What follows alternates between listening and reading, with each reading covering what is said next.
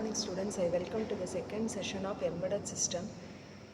In Embedded System, we will be discussing about direct memory access in today's class. Myself, Dr. K. Kanimudi, Professor Tripoli, will be presenting the session. In the previous class, we have seen about the different types of embedded system, and now we are going to see what is direct memory access. How do you move data to and from peripherals in an MIMO system? Moving data to a peripheral, so we can use CPU instructions that write data from RAM to MMIO. The instruction SPI data X of 1. Moving data from a peripheral, CPU instruction that read MMIO to RAM, that is X of 2, SPI data. Why do we need RAM? Only with RAM we will be able to access all the data. A graph has been shown. With DMA, the throughput time will be very less. Without DMA, it takes more time to access the data from the data bus, address bus and the control bus. Polling and interrupt driven I/O concentrates on data transfer between processor and I/O devices. An instruction to transfer, that is move data to a register, only occurs after the processor determines that the I/O device is ready, either by polling a status flag in the device interface or waits for the device to send an interrupt request. Considerable overhead is incurred because several program instructions must be executed for each data word transfer. Why do we need the DMA? Moving things is a waste of CPU instructions. So instead of using instructions, we can use status flag.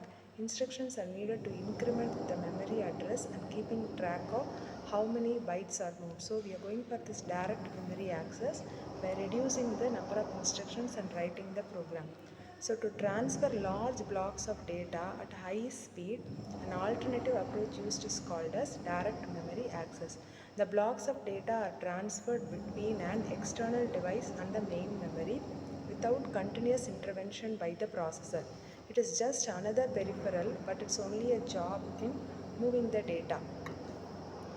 So the DMA controller is connected to the internal I/O bus. It performs the functions that would normally be carried out by the processor when access the main memory. For each word transferred, it provides the memory address and all the bus signals that controls the data transfer. So how does the DMA transaction occur? So the device which is wishing to perform the DMA asserts the processor by sending a bus request signal. The processor completes the current bus cycle and then asserts the bus grant signal to the device. The device then asserts the bus grant acknowledge signal. The DMA device performs the transfer from the source to the destination address. Once the DMA operations have been completed, the device releases the bus by asserting the bus release signal. Processor acknowledges the bus release and resumes its bus cycles from the point it let off. So use of DMA controllers, a block diagram has been shown. We can see what are the blocks available. So first is a DMA controller, the processor, bus control logic, RAM, the general purpose input output registers and storage device. So the processor, it sends a request to the bus control logic.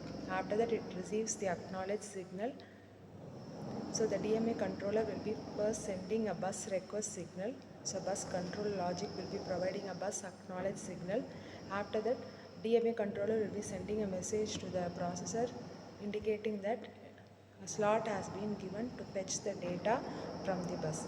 Later, using the bus control logic, required signals will be sent to the RAM, the general purpose registers and storage. So the data bus, control bus and address bus will be a pool through which the data can be transferred easily.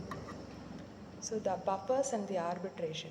Most DMAs have a data storage buffer, peripherals that can send a burst of data faster than main memory can handle. Bus arbitration is needed to resolve the conflicts with more than one device. In practical cases, the bus request will be sent by so many devices, so there should be some priority given. Based upon the priority and based upon the essential function which has to be performed immediately, acknowledge signal will be sent to the corresponding port. So that port can access the bus or pool, and it can fetch the data or send the data or retrieve the data. For this, a bus master will be available. This bus master is a device that is allowed to initiate the bus transfers on the bus at any given time. When the current master relinquishes control, another device can acquire this status. So bus arbitration, the process by which the next device to become bus master is selected and the bus mastership is transferred to it. And arbitration approaches, this can be centralized or distributed. A single arbiter performs the arbitration. In case of distributed, all devices participate in the selection of the next bus master. So DMA is possible because of linear memory addressing. So here we have shown a block diagram of a linear memory addressing scheme. So it has got a global memory space, and next it has got the static RAM, and it has got a bridge connection. So using this global memory address space, direct memory address, it is possible. Without a global memory address space, only with a physical memory address space, direct memory access will not be possible. The efficiency of the cache memory and the global memory address space makes the direct memory access efficiently possible. The next block diagram, we can see the memory architecture. Next one will be the cache coherency problems.